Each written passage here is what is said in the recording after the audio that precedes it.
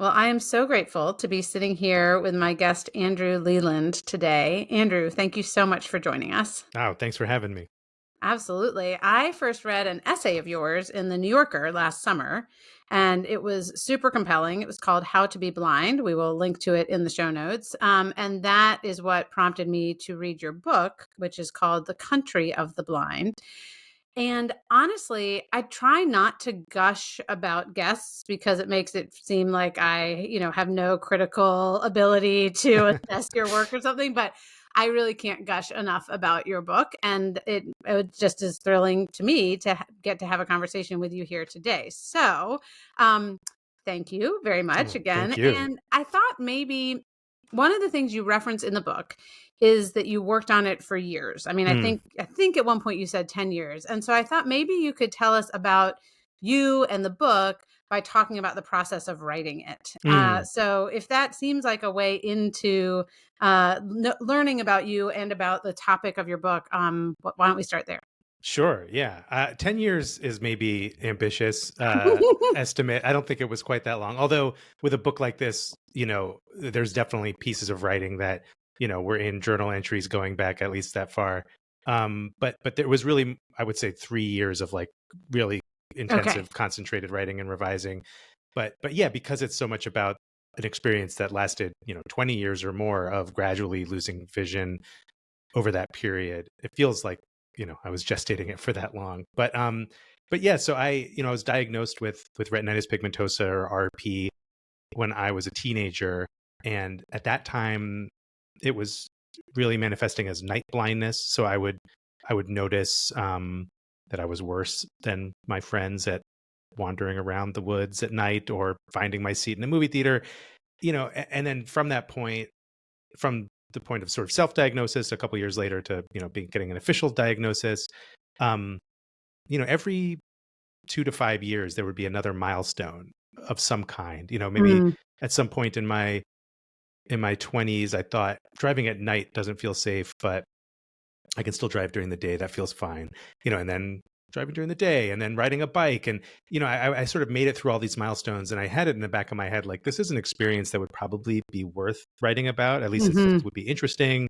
Maybe there's a novel or something, but blindness always really felt distant in a way still, even through those milestones. Cause like I would stop driving at night, but then I would just be like walking around town without a cane, just like, what do I have to do with blindness? And then Mhm. it was about 8 years ago or so now that when I moved to Massachusetts, I decided to I owned a white cane. I kept it folded up in my bag all the time, and I really only used it if I was like by myself in a dark place that I knew I was going to like spill a beer on somebody or step on somebody's foot or something like that. Yeah.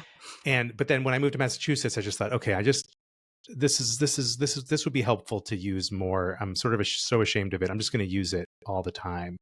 And then as soon as I made that decision, um, blindness became really front and center in the Mm, way people saw me, the way I saw myself, from strangers to family members.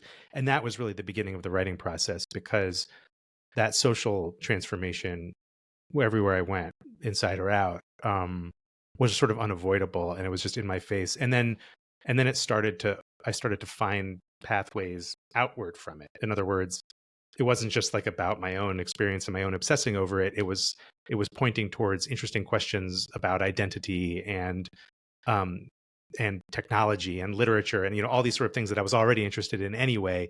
So then there was this sort of snowball effect. And then I started kind of like working seriously, and then I don't know how much of the kind of publishing-y details you want, but basically that turned into finding an agent who helped me understand what a book proposal was, and then sold that. And then that bought me 3 years to really hunker down and just focus on writing the book. yeah, that's amazing. Just that you were able to do so this is your first book.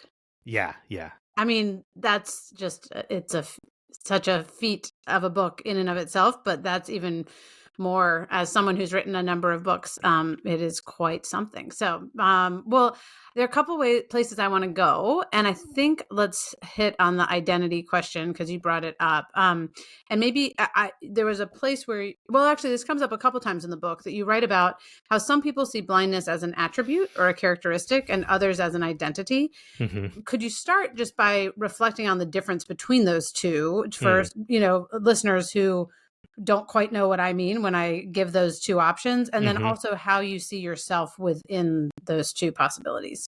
Yeah, that's a great question.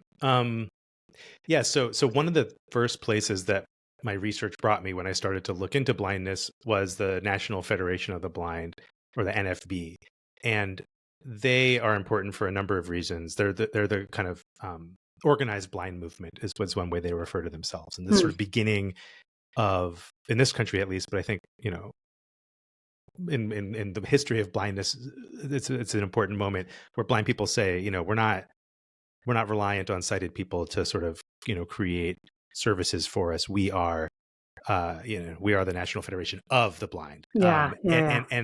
and their philosophy has been really influential and also really controversial among blind people. They're not afraid of causing trouble, and Hmm. they're activists, and but one of the things that one of their leaders, and many of their leaders, have talked about is this idea that blindness is a neutral characteristic. It's sort of an incidental Hmm. characteristic, like hair color, let's Yeah. say. And which is a pretty radical idea if you tell the average person on the street, like, oh yeah, blindness, like that's just like hair color, or like that you Hmm. happen to, the color of a house. Um, but it's powerful, and it connects to a bigger idea in disability, the sort of social model, which is this Hmm. idea that it's, it's not blindness that's the problem. It's the fact that all the textbooks are only available in print. Or, it's not having a mobility disability that's the problem. It's the fact that you built a school that only has stairs as an entrance. Yeah. And if you look at it in those terms, the attribute can be sort of neutral or incidental. And so that's, but then as I started thinking about that, that blindness is not what defines you, is one of the NFB's sort of Hmm. taglines. Then I started kind of running against this apparent contradiction in my mind of like, okay, so if it's incidental, then why are you the National Federation of the Blind? Like, and you're a proud blind person, and like, where does this sort of centrality of the identity come in, and how is it in conversation with the sort of fact that it doesn't mean anything, right? Hmm. It's just incidental. And that really, in some ways, is the animating question of the book, and of my own life as I sort of edge closer and closer to real blindness, whatever real blindness might mean. How am I gonna conceive of it? And so, yeah, you asked me, I guess, as part of your question, like, where Yeah. do I fit? Yeah. And I think for myself, and I think in thinking about a lot of other blind people I've spoken to, they're often, and also just I think the way people experience identity, there's not often a fixed answer, right? Like on Yeah. some days it is central, and on other days it's not, and there's some hours, and I think one example that I think about is comparing it to like gender. Like, there are times when my identity as a man feels central, right? Like if Hmm. I'm doing manly thing, whatever, if I'm like, being a father, right? Like in some ways, being fatherly is like a sort of quintessentially masculine feeling thing, Yeah. which is, that can be contested in any number of ways, but I'll just go with it for the sake of Yep. argument. But then like there's other times when I'm like eating lunch, and it's not like I'm eating the salad as a man, or like, national identity is another one, right? Like Yeah. at immigration, when I'm in line for customs, like being an American, pretty central thing. I'm like gripping my passport, holding it up, Hmm. but I'm not like an American.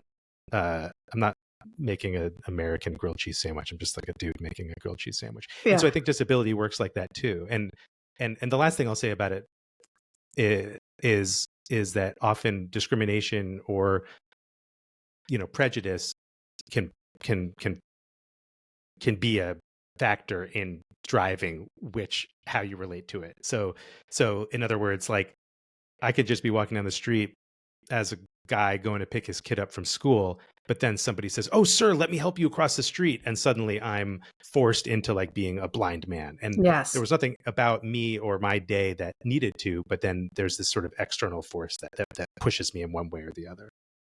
I was struck when you were speaking. Gosh, I have so many thoughts. And one is, again, like the social model of disability and how it can be really helpful, but also limited. I even think about the fact that I have two daughters who wear glasses, and I have used that as a way to explain a social model of disability, which in and of itself might be problematic because I'm saying to them, well, when you put your glasses on, you can see.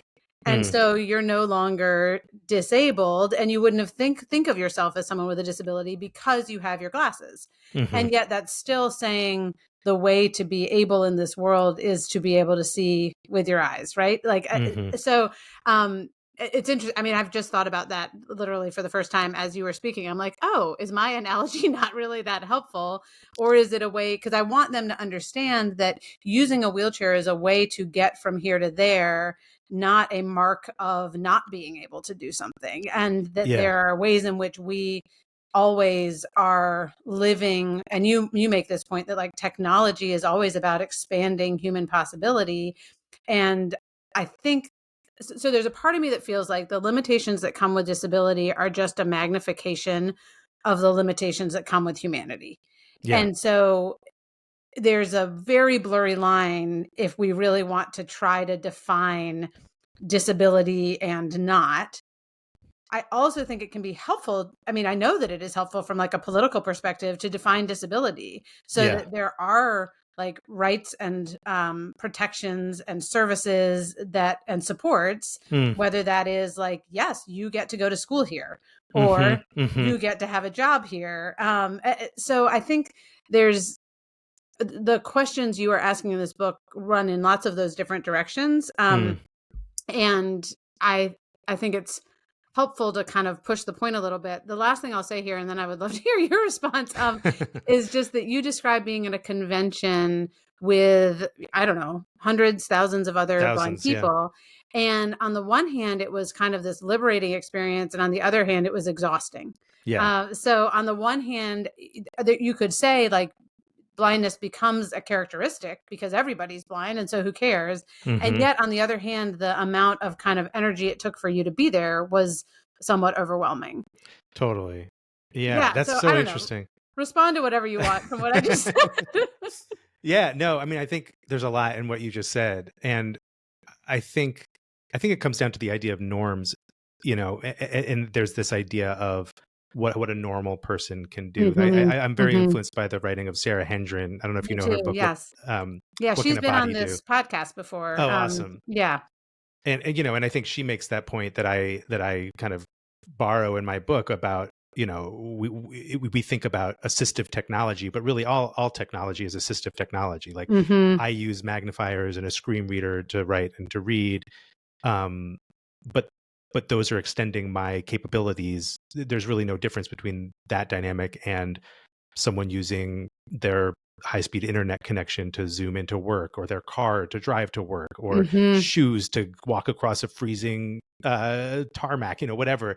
And the difference is, as you suggest, like just about norms, like what the sort of majority of people kind of have socially agreed to accept as like normal and Yeah. not in need of an accommodation. And then there's this blurry boundary line where if you're on the outside of it, then you are disabled and you do need one. So I think, yeah, I mean, I'm just in some ways just echoing what you just said, but I think you're getting at that kind of two different, seemingly opposite, but not actually opposed ways of thinking about disability. Where on the one hand, it is just part of this experience of accommodation, but like reframing accommodation as just like, we all have different methods of accessing the world and of inhabiting the world, and traditionally those can be stigmatized, and it's like, oh, you have special needs because you're disabled, but in fact, like, we all have special needs. It's just like some needs get labeled special and others don't. But then at the same time, yeah, your point is really well taken, that we don't want to just erase that difference, because there's something really important politically and socially about recognizing the difference. And again, I think it comes down to context. Like, just as there are times when I just want to be a guy eating a salad, and there are times when like I want people to be aware of the fact that I'm not going to see them. Mm. I think there are times when we need to be mindful of that difference, and times when it's actually really harmful to center it. And yeah, and I think so. I run into trouble, and people run into trouble when you want to have like a rule, and people are just like, just tell me what the right words are and what the right framework is. But I think it's much more about, are we talking um about building a system, or is it about just moving within that system? Is maybe one random idea I have for, yeah, I'm all over the place over here. Yeah, well, that's because I took you in like 17 directions, so thank you for trying to corral me. But it makes me also think about the ways in which, on the one hand, it's easy to try to insist like kind of we're all the same, and we just have, again, even using the language that I often do, like different limitations, different Hmm. challenges, different gifts, um and yet how we also can, I find myself running into, as the mother of a child with Down syndrome, what I've learned to call false equivalences, Mm. where I will talk about a concern I have related to Penny when she was younger, like socially in school and just not having friends. And my friends who had typically developing kids would say, "Oh yeah, middle school is really hard when it comes to friendship." Hmm. And I was like, "You're not hearing me. Like, this Hmm. is not a typical hardship. This is I am alone at lunch every day Yeah. and no one is ever noticing me." And that's different. Like, it really is. And so I would end up they were trying to make a connection to me, and I would feel more alone because it was Mm. like, you don't actually know what I'm talking about. Mm. And so there's a real, I mean, there's something real about saying, yeah, middle school is hard. And Yeah. there's also something real about saying, and yet there's something different about the experience of having a disability in middle school, Hmm. than just being a typical kid. Hmm. A- And I think, what I wonder is whether some of that comes down to time or energy. I mean, I think some of it is norms and like social prejudices and things like that. And that was something I was thinking about in reading your book as well. That and you write about how it's not fair, or right, like it's not accurate for me to put on a double eye patch. That's language I learned from you. Sure. Yeah. Yeah. Rather than a Your blindfold, right? A sleep double eye shades. patch. Yeah. Yeah. Um, and try to navigate my house Hmm. versus someone who has had the experience of not using their eyes to get around for a while. Like, those aren't the same things. Right. And yet it Right. still, I think, takes more time to get through the world if you're using a cane than it Yeah. does for me. Right. Yeah. And I wonder whether that is something that almost, those of us who want to be in kind of the disability advocacy space, want to pretend isn't true, the like time and energy aspect of things, because Hmm. we live in such like an efficient, productivity oriented society that values that so much, that we're like, no, no, no, as long as we make all the proper accommodations, we can all be superheroes, don't you worry. I don't know, do you think there's any truth to that? Yeah. Yeah. Definitely. Okay. And it's just so tricky to pull those pieces apart. Like I was talking to a blind friend of mine um who was telling me a story about going home to visit her mother. And this, my friend is an adult, and very accomplished professional, like runs a large organization and super active in every aspect of her life. And she goes home and her mom insists on like putting the butter on the toast for her. And she was like, "Mom, like, don't you know that I like run this organization and like I'm out there like crushing it every day?" And then at a Yeah. certain point she just had to realize, like, I think maybe this is just not a blindness thing. It's just my mom being my mom, like buttering my toast. Yeah. And I feel like I feel that sometimes, and I hear that, and I think there are obviously times when it's like, no, this person is doing this because of some misguided sense of what my needs are, Mm. and they're compartmentalizing me, and they're sort of diminishing me. But also sometimes, like, yeah, middle school is hard, and so I think, not to say that that's what was going on with your example, but just to think through like the kind of nuance and complexity of that. Like I read a really challenging book recently called Chasing the Intact Mind by Amy Hmm. Lutz. Do you know her? No. She's the mother of a kid with, and I'm like new to the sort of autism world, so I don't know if like Yeah. severe autism is a word that people don't Right. use, but like, let's say non-speaking autism, Yeah. and the argument, I need to reread it, but the book is really in some ways like a anti-neurodiversity Hmm. polemic, and her argument seems to be that like the neurodiversity papers over a lot of these differences, that I think you're describing. So like, one example she uses is sheltered workshops, or the part of the Fair Labor Act, called 14C, where there are these, basically it began for blind people, and now it's more often for people with intellectual disabilities, where Mm.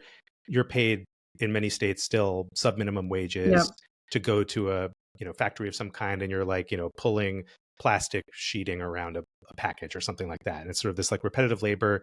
You might get paid like $1 an hour, but it sort of has the function of being like a you know like a not group home, but you're getting sort of like disability services, and there's like a community element to it. Yeah. And a lot of neurodiversity advocates, make a very compelling argument that like this is exploitation, right? Like, Right. why would somebody with a disability have to work in non-competitive work, getting sub minimum wages, when like clearly there are people with equal disabilities in the competitive labor market, just getting the accommodations they need.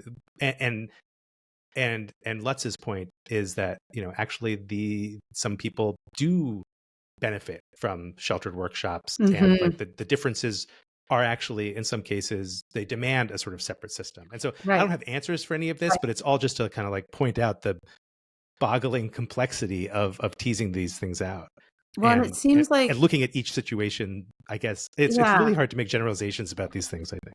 And maybe that is where, again, like all the models we have help can be helpful to a point, but like that whole idea of the social model on some level is to say we're all the same if we do the proper work to accommodate our differences.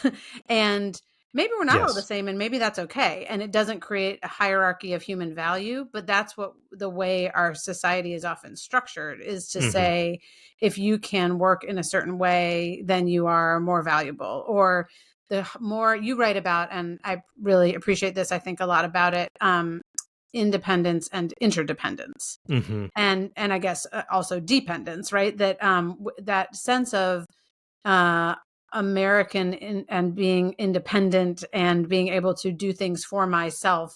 Um, that first of all, it's a false construct of the self, but then Hmm. second of all, to see it as like you're stronger or better somehow the more independent you are.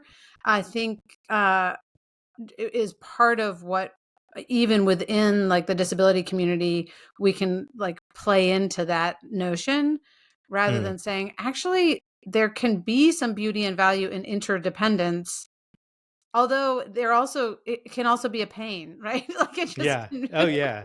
Yeah. It's interesting. Since I wrote the book, I've been kind of checking out this podcast called Death Panel, and the hosts of it have a book called Health Communism, huh. and it's really really brilliant and intense. They're like the hardest core of the sort of disability media that I've encountered, and Okay. their Yeah. argument is kind of like a pretty explicitly socialist one. It's like Yeah. definitely healthcare for all, but but furthermore, they talk about this idea of capitalism and the premium it places on productivity, and Hmm. that sort of creating this category of disability. And like, I think Yeah. what you're describing about this sort of like will to independence is, I think in their analysis, that's just capitalism telling us that we have to produce in order to be valuable members of society. Yep. And I think that's a really compelling argument that, Yeah. I'm still digging around in there, but that's definitely where my thinking is heading in terms of that question. Yeah, I appreciate that. And I I guess I have some questions for you that are related to language, which I think we've well, it's this is a little bit of a turning point, but it's all related. Um, I'm curious to talk with you about some questions related to disability and language.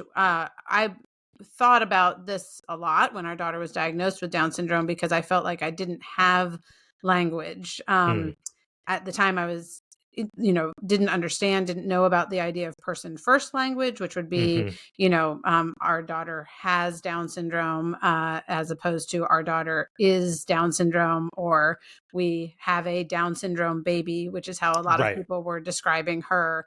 Uh-huh. But we'd also have people say, "Oh, your daughter is Downs," and it's like, no, no, that's not, Mm, and so that came up a lot.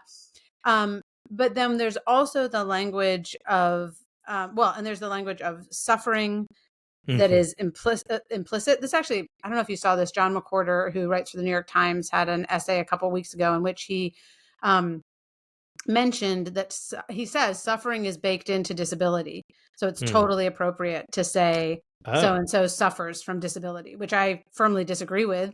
Um, likewise. yeah, but I was like, okay, like he's I actually going feel pretty there. good right now, and I don't feel like I'm suffering at all at the moment. Exactly. Believe it or not, having a No, great I mean, afternoon. it kind of took my breath away, just in terms of the, you know, like the confidence with which he asserted that suffering Mm, is baked into disability. So, yeah, so there's that. Then on the flip side of that, there are people with disabilities who are like, no, I am disabled. That is, yeah, that's my, or at least a part of my identity, and I'll use that language. So there's yeah, that whole yeah. aspect of language. Then there's also the metaphorical language, which, Mm, as you point out in your book, often one set of metaphors revolves around blindness and being able to see, or living in darkness, all of those types of metaphors. So I'd yeah, love to hear your thoughts on just why language matters, how we yeah, can be mindful about the words we use, yeah. whether or not your language has changed as you've thought about this. Mm, yeah, that's interesting. I feel like I care passionately about language. I'm a writer, and a reader, and so I think it's very easy for me to kind of go down the rabbit hole. And I think as just like a prelude to my answer, I would say that I try to pull back a little bit from focusing too much on language, Mm-hmm. because I think that it can often turn into like a culture war debate that misses the boat on like what the actual arguments should be. Yeah. In other words, like if we're spending all our energy yelling about person first versus identity first language, and then meanwhile, like, you know hospitals are shutting down masking within healthcare settings, and Yeah. that has a much greater impact on the lives of disabled people than Yeah. any kind of language thing. That said, language still matters. But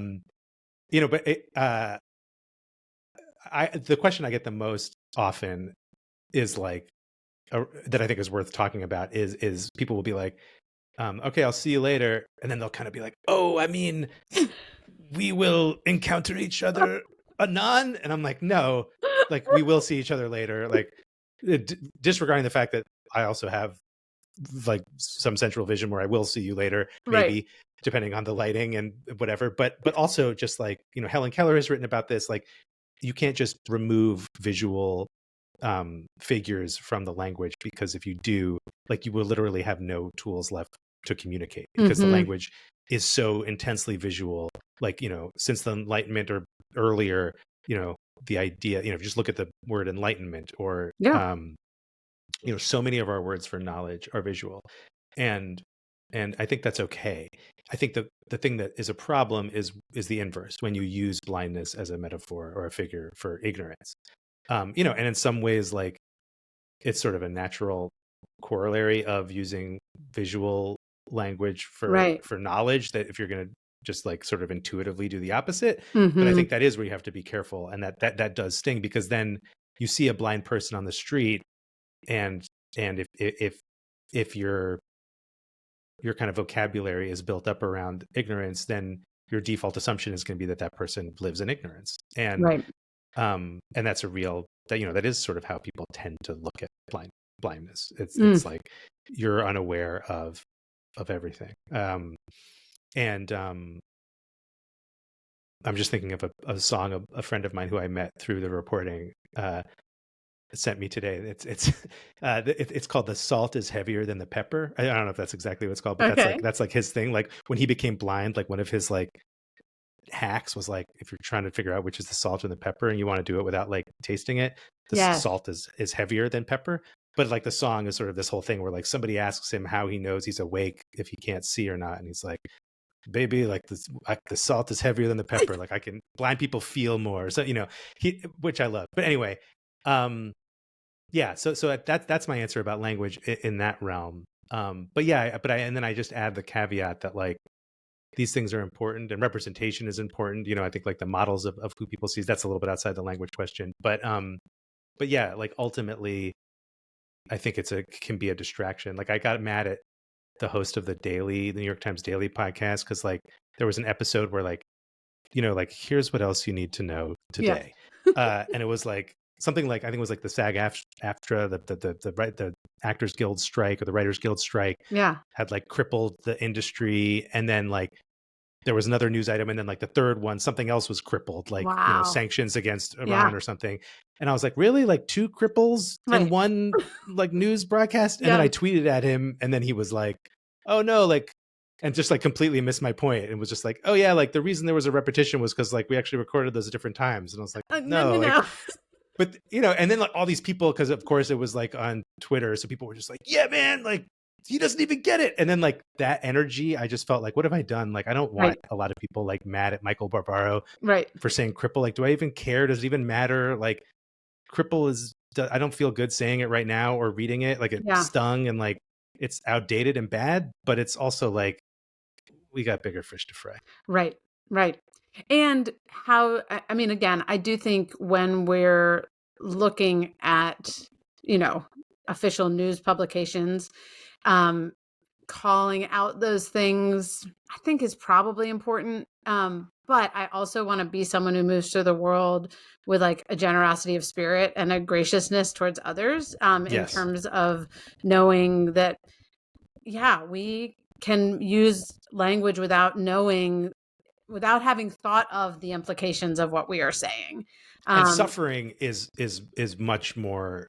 I think that one gets me more, and that one I Yeah. think is important because it gets back to the blindness as ignorance thing. It's like, there's a really great style guide that run by I forget the name of the university. It's in Arizona. I think Arizona State has like a disability journalism project, and one of the things they do is they put out like a disability style guide, just like the AP, for Yeah. like reporters to say like, Yep. how do you write this? And it's really thoughtfully done. And it's like a list of all these things we're talking about. Like, don't Yeah. say imprisoned in a wheelchair. Don't say suffers from the disease. Yep. Like, and and I think just like the conflation of blindness with ignorance, it's like those things accumulate over decades to be like, well, to get the McWhorter effect. I haven't read that piece, but to just assume de facto that suffering is baked into the experience. Yeah, it was an aside where he was talking about when we need to change our language and when we don't, and he gave that as an example of we don't because it's baked into and it was really startling to me for all the reasons you've given, and also again back to somewhat the political. If suffering and disability are conflated, which I don't believe they have to be, although disability does sometimes involve suffering, and for various reasons that sometimes has to do with the disability inherently within a body and sometimes has to do with the social situation we find ourselves in. But also, it can be a way to kind of let society off the hook from attending to suffering, to say, oh yeah, those just come together. Yeah, That's how it is. As opposed to why is it that there is some suffering associated with whatever disability we're talking about. So anyway, that's, I got on. That one was hard for me for sure. So yeah, well, it's a tricky thing too, because I think it's very tempting to kind of get activated on the like disability justice, thinking about disability rights, and then just sort of draw an equivalency to other civil rights struggles, like the Black civil rights movement, or trans rights, or LGBTQ movement, feminism, and in all of those cases, there isn't this sort of sense of like inherent suffering, right? And so it's very easy to just say like this characteristic, being a woman, being Black, whatever, being trans, has been marginalized, but there's nothing like de facto about being trans that besides the societal oppression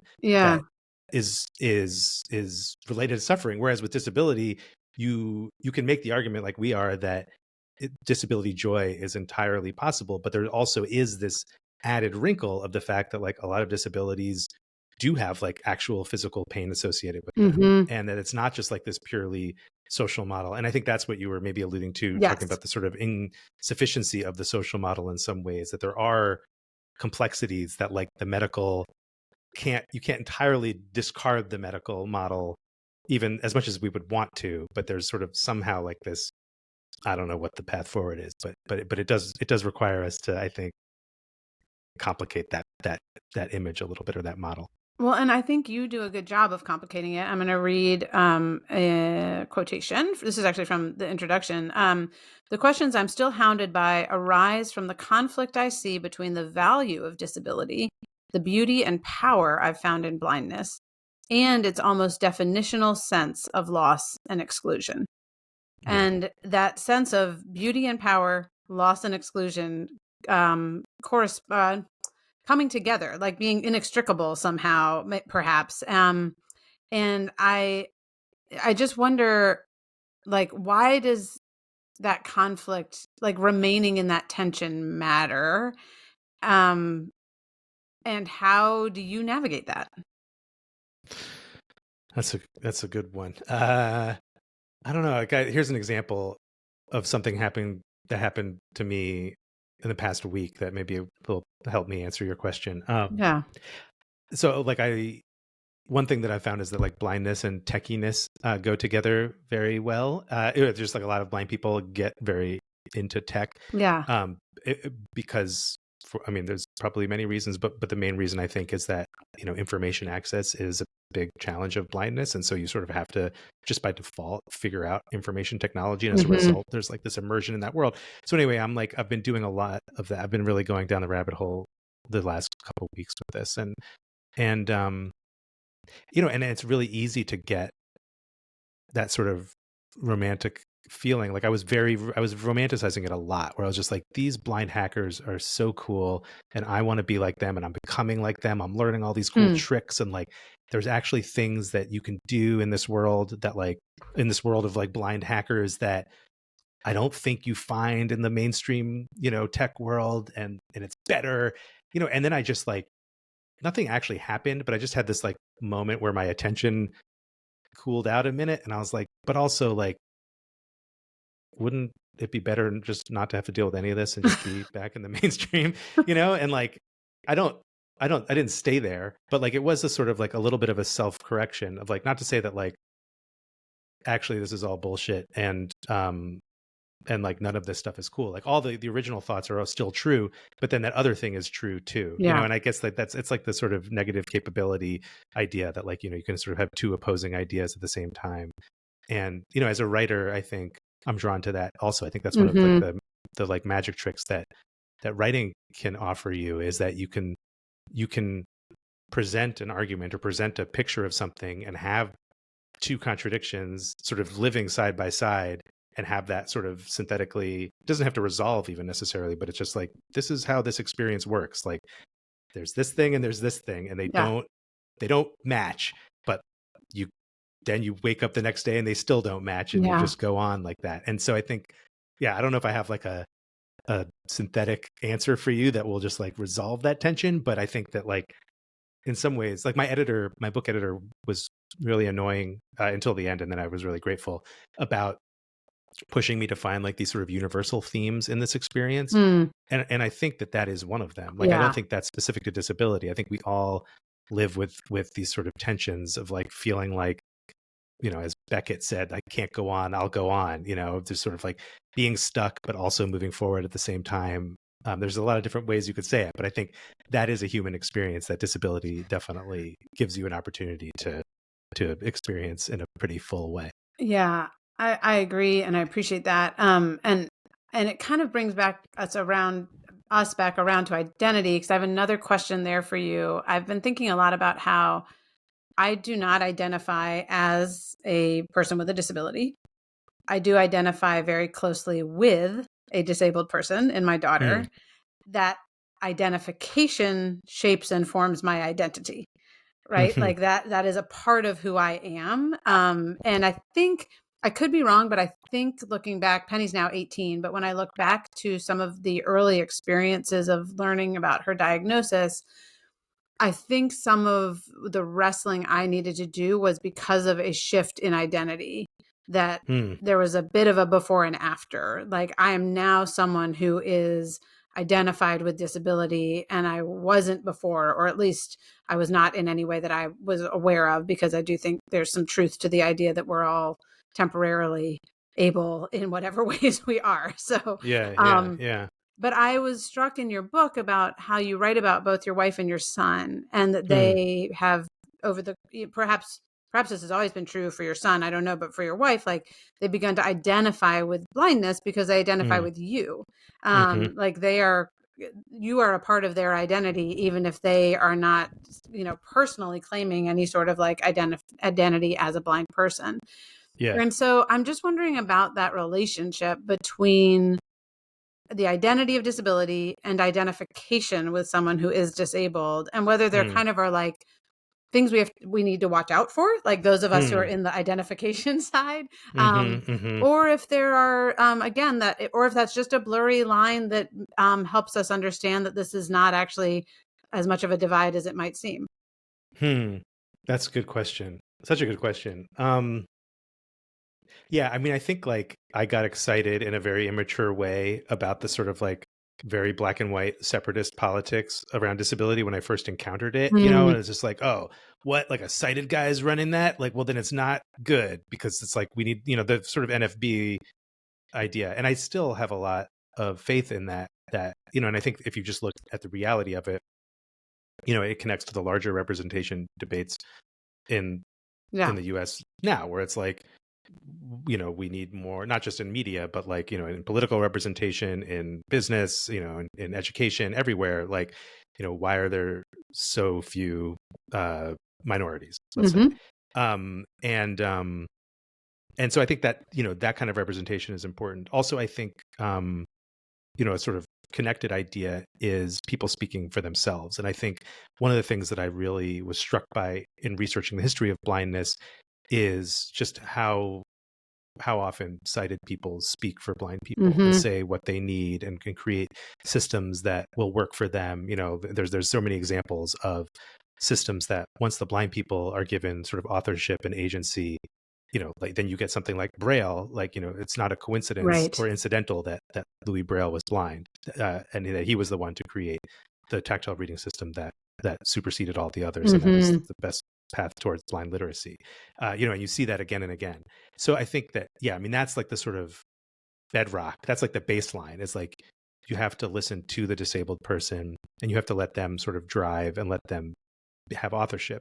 But I don't feel like and NFB doesn't either. Like, there's not so separatist um that like there's no room for allies. And I Hmm. think like when you ask about the risks of allyship, I mean, I'm still a baby in this world, so I don't have like decades of organizing, and activism experience to drop on your dome over here. But I guess, just from like my amateur armchair, I would say that I don't know, like one thing that I learned in hanging out in deaf blind spaces in like the limited amount of time I've spent there was just, I think deaf blindness, there's a strong emphasis put on, there's a lot of different names for them, but like, hearing people, or at the very least sighted people, often there's deaf interpreters, um, to help somebody navigate the space. And that's got a similar history where like in the past there's been a lot, and still in the present there are people in that position, sighted people, who very much just like guide the deafblind person to a chair, put them there, bring them the thing they need, tell them what they think they need to know. And my friend John Lee Clark, who's a deafblind poet, has been just like revolutionary in pushing back against that and really organizing deafblind people as sort of rejecting that model and saying like, no, what we want are co-navigators, which is to say like, I lead and you follow, and like you Hmm. tell me what's going on. And I think that is the model across, that's far beyond deafblind life. I think anybody who's an ally to a disabled person needs to take that path where it's like, sure, like, and this is where we get back to interdependence, where it's like, Yeah. sure, uh there is an exchange happening here. Like, you might need my help doing X, Y, and Z, but it's not in this paternalistic, custodialistic way where I'm just Right. going to pipe up and speak for you and yank you this way. It's like a human exchange. Yeah, I'm wrestling as a parent because there's both the my daughter moving from childhood to adulthood, in Hmm. which I need to shift my posture as a parent. And then there's also, okay, do I essentially like have a right or even a responsibility, given what I'm equipped to do in this world, to speak to other parents. Not Mm. to, I don't pretend to be able to speak to people with Down syndrome about having Down syndrome or about what they should be doing with their lives. But I do feel a capacity and compulsion on some level to speak to other parents, because there's been so much that we've learned along the way. But I've also found myself, even just in recent months, really having to pay attention to my prepositions, Mm. where I often say I'm doing such and such for Penny. Hmm. And one of the, back to language, really important mental shifts I'm making is I'm doing such and such with Penny. And Hmm. then Hmm. asking, well, am I really?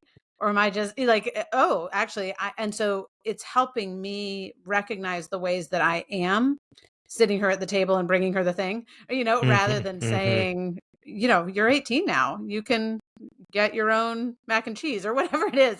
Totally. Um, and so I'm definitely like feeling like I'm still navigating that space a lot, but I don't want to play into a false sense of like independence as the ultimate goal of humanity, but I do like the disability language of self-determination, Hmm. of giving her as much agency over herself as she deserves. And Yes. that is, especially as a child becomes an adult, that's a growing sense of agency. But that agency doesn't mean she doesn't deserve support from people around her. It just means that that happens as much as possible on her terms. Yeah. I mean, it sounds like you're asking all the right questions. I mean, it sounds like you're doing a good job by for where I'm sitting. Thank you. And it's so interesting just thinking back to your example about like middle school is hard because like in some ways I do hear you, and it sounds like you're describing a parent, with a kid who's growing up, and like there is a version of that process that happens with everyone, right? Yep. Where you're like, I guess he's going to be in college and I'm not going to be there to like cut up his, you know, burger or whatever. Uh, and that totally exceeds disability. But of course, like when disability is in the equation, there's like a different a different set of kind of there's different stakes maybe or a different kind of like method. But like it is also, I think, not a bad thing to recognize that it is like part of the same intelligence and the same intuition that you have as a parent and as a person. Well, and so this, I guess, leads me to my what will be my final question, because I could talk to you for hours, and I'm not going to do that. But I do want to come back around to this idea that we can compare the experience of disability, or in your case of blindness, to a more universal or human experience of limitation.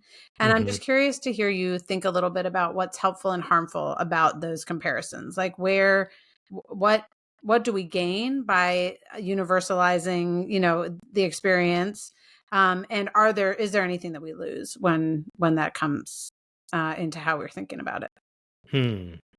I don't know if this answers your question, but I think one really important principle that I have encountered in sort of talking openly about this and just and living through it in terms of like those comparisons or the sort of conversations around identity has to do with I think self-determination is to borrow your phrase a good way to put it. But like I was talking to somebody who told me that they were in recovery and that they used to be a heroin addict, and then I was just thinking about that, like that comparison. And like, for me to introduce him to a friend and be like, this is John, he's a former heroin addict. Like Mm, that would be sort of such a terrible move, right? yeah, Like yeah, yeah, that's yeah. for him to share if he wants to. And, I think it's a similar thing with disability. Like, if I want to make that comparison, if I want to talk about my Mm, blindness in this sort of intimate, revealing way, like I will. But I think that there's somehow like I don't know exactly where it comes from, but there's a kind of a feeling of entitlement that I think a lot of people have, Mm, where it's like it's kind of like the person on the bus is like, I mean, you see it in this very direct way on buses often, where it's like, what's wrong with you, right? right, Like, but then it goes from the bus level to like, the symposium at the academic conference level of like, ableism and all of its, you know, different varietals right. and forms. But yeah, I think like the principle that would sort of uh, cancel all that out is just to respect someone's someone's privacy, but also just their own perspective on it. And I think it gets back to that idea of autonomy, independence, agency, whatever you want to call it. Like, this is mine to define, not yours to define. And again, that sense of particularity of experiences. So it's not that there are no broad Hmm. human truths that we can learn from one another, and yet you also do a great job in the book of demonstrating just the breadth of experience, whether that's because of like actual biological process happening in terms of blindness, right? If you're born with if you're born blind versus having a degenerative situation, that's going to be a different experience. If you were born into a particular socioeconomic class, or if you were born into all these different aspects, demographic aspects of life are going to play into particular experiences, not to mention, just the variations on human personality and so forth. And I think, yeah, I just feel like it's important that tendency to universalize, which I very much appreciate. And, again, it's one of the reasons I think I appreciated your book was that sense of, yeah, this really matters to me and relates to my life. And um, holding on to, yeah, both the particularity, but also what you just said in terms of respecting the dignity of the person to be able to tell their own story, and not pretend that just because I can relate to parts of it, I could tell it for you. Yeah, I mean, and just to kind of circle back around to your first question about writing, I think that as a nonfiction writer, like, I think that's what I find so challenging and rewarding about that kind of work is that you meet somebody in all their particularity, in their very specific life, and your job is at once to like represent that, but also to like put them into some bigger context and to Hmm. figure out like how their story is going to connect with something else that might be, God forbid, a trend, but or like a, movement or a new idea. And Yeah. that's so hard, but also so rewarding and fun and Mm. interesting. And, and I think just for anybody, I think if you don't have to be a journalist to participate in that, I think in some ways what I did was to look outward, but also like to try to look at my own life in that same way. Like, who is this guy and how does his story fit in? So, I would maybe encourage, I don't know if it's too cheesy, but like, I think that anybody can kind of look critically at your own life in that way. And it can be surprising what you find. Okay, I said I had asked my last question, but I didn't because I forgot that I recently renamed this podcast. And that's one of the reasons I wanted to wait to talk to you now under this heading. So we've just started calling it Reimagining the Good Life. What And was it before? it was called Love is Stronger Than Fear. Oh, okay. So, and anyway, I can talk about why, but we don't need to do that now. Yeah. Yeah. But the Reimagining the Good Life is that sense of, maybe what you think is going to make your life good is actually not. And maybe there are things you would think are not that great that are going to become these beautiful things. And I have one quotation from you that I'll read, and then I'd love for you to just kind of respond to the idea of reimagining the good life. So this Mm. is towards the end of the book. Exploring the world of blindness feels like digging through a field of paradoxes. Blindness is at once central and incidental. I'm blind even as I can see. The process of retinal degeneration has turned out to be one of the most generative experiences of my life. Yeah. Yeah. So how can I reimagine the good life? I mean, I was raised in a quasi Buddhist tradition, and I Mm. think Buddhism is pretty good on reimagining the good life Yeah. in terms of um, there's sort of like a reflexive, impulsive sense of what's good, and then there's a maybe deeper sense of Hmm. what a good life might be. And the reflexive impulsive one is just like absence of pain, feeling good, like feeling entertained, pleasure, Yeah. and then of course the sort of nonstop striving to maintain those states is guaranteed to fail, and then leads one into the depths of craving and sadness and etc. Yeah. suffering. There's John McWhorter's suffering. It's like Right. everybody, it's inherent in human life, not just in disability. Mm. Um, and so the good life, I guess, borrowing from that tradition, would be really begins with a recognition of that reality, that you're not going to escape the contradictions and the sort of impossibility and the impossible feeling of life. And then that's actually like the first step towards letting go of those desires and leading a good life that is really about acceptance. And um, I'm a little wary of the idea of acceptance, especially thinking politically, because you don't want to Hmm. accept a situation. So I don't think acceptance means just like being like, well, I guess, my calculus professor told me that he doesn't know how he's going to teach a blind person, so I'm not going to learn calculus. Like, that's Right. not the kind of acceptance. It's more like, this is hard and annoying and frustrating and confusing. But like none of those things uh, need to stop me in my tracks. And, I'm obsessed with Samuel Beckett, but, I can't go on, I'll go on. And like in that Mm. overcoming, like there's a real terrible version of overcoming that people talk about with disability, like Andrew Leland, lost 95% of his vision, but look at him now. He's running Yeah. a 5K with his son. But I think it's more just like that kind of like deeper overcoming of just overcoming, the basic contradictions that we all live with, to find a place to be open and kind and curious about the world, including the deeply painful and irritating parts of it. Mm.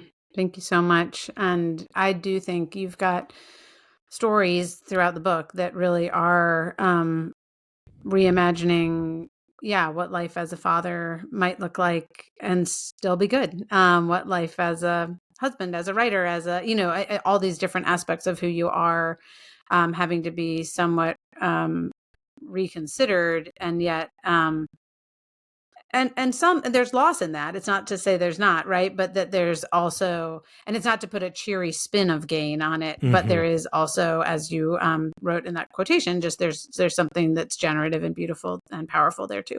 Hmm. Thank you so much, Amy Julia. This has been a blast. Thanks for being here.